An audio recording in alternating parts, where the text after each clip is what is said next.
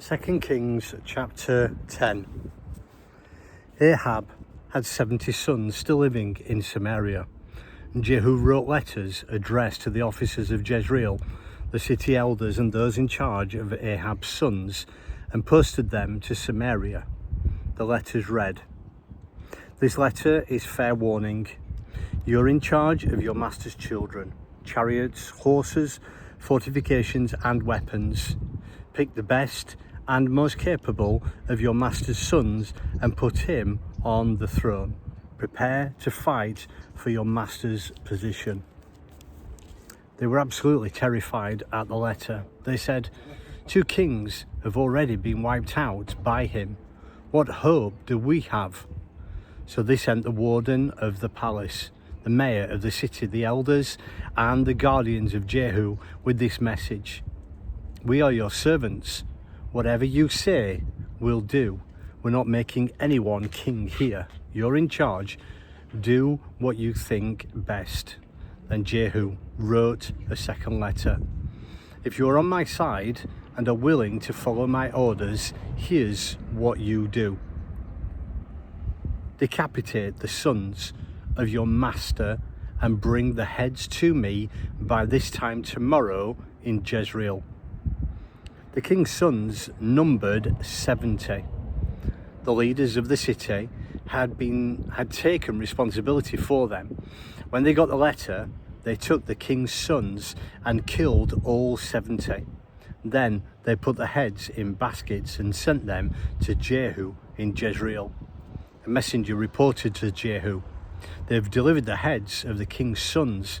He said, "Stack them up in 2 piles at the city gate until morning." In the morning, Jehu came out, stood before the people and addressed them formally. "Do you realize that this very day you are participants in God's righteous workings? True, I am the one who conspired against my master and assassinated him. But who do you suppose is responsible for this pile of skulls? Know this for certain, not a single syllable that God spoke in judgment on the family of Ahab is cancelled. You're seeing it with your own eyes. God doing what? Through Elijah, he said he'd do." Then Jehu proceeded to kill everyone who had anything to do with Ahab's family in Jezreel. Leaders, friends, priests. He wiped out the entire lot. That done, he brushed himself off and set off out for Samaria. Along the way, at Beth Eked, biding house of the shepherds, he met up with some relatives of Ahaziah, king of Judah. Jehu said, "Who are you?" They said, "We're relatives of Ahaziah and we've come down to reunite to a reunion of the royal family." "Grab them," ordered Jehu.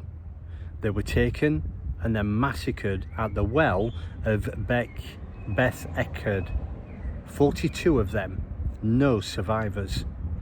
He went on from there and came upon Jehonadab the Recabite, who was on his way to meet him. "Greet him," he said. "Are we together of one mind in this?" Jehonadab said, "We are. Count me in." "Then give me your hand," said Jehu. They shook hands on it, and Jehonadab stepped up into the chariot with Jehu. "Come along with me," said Jehu, "and witness my zeal for God." Together they proceeded in the chariot. When they arrived in Samaria, Jehu massacred everyone left in Samaria who was in any way connected with Ahab. A mass execution, just as God had told Elijah. Next, Jehu got all the people together and addressed them. "Ahab served Baal small time. Jehu will serve him big time. Get all the prophets of Baal here, everyone who served him, all his priests. Get everyone here. Don't leave anyone out. I have a great sacrifice to offer Baal. If you don't show up, you won't live to tell about it." Jehu was lying, of course. He planned to destroy all the worshippers of Baal. Jehu ordered, "Make preparation for a holy convocation for Baal." They did and posted the date. Jehu then summoned everyone in Israel. They came in droves, every worshipper of Baal in the country. Nobody stayed home. They came and packed the temple of Baal to capacity. Jehu directed the keepers of the wardrobe, "Get robes for all the servants of Baal."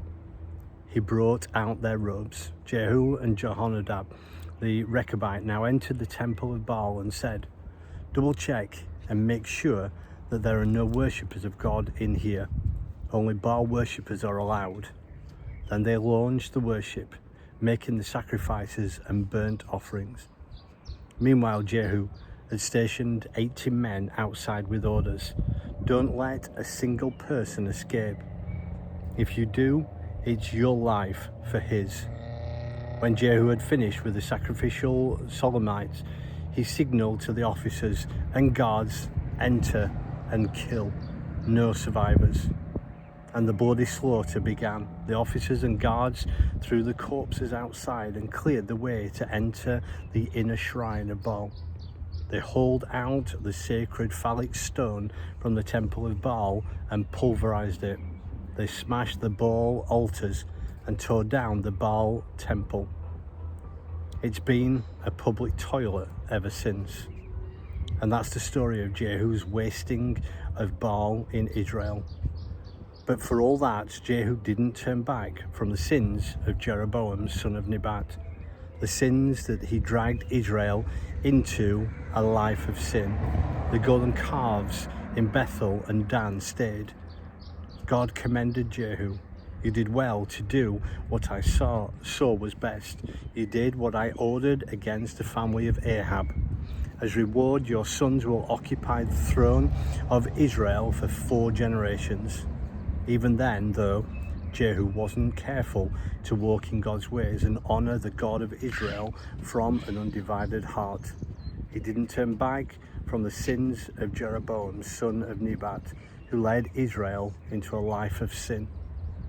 It was about that time that God began to shrink Israel.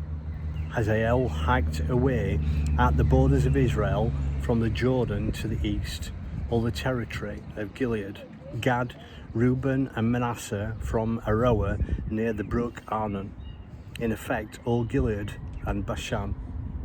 The rest of the life and times of Jehu, his accomplishments and fame are written in the chronicles of the kings of Israel.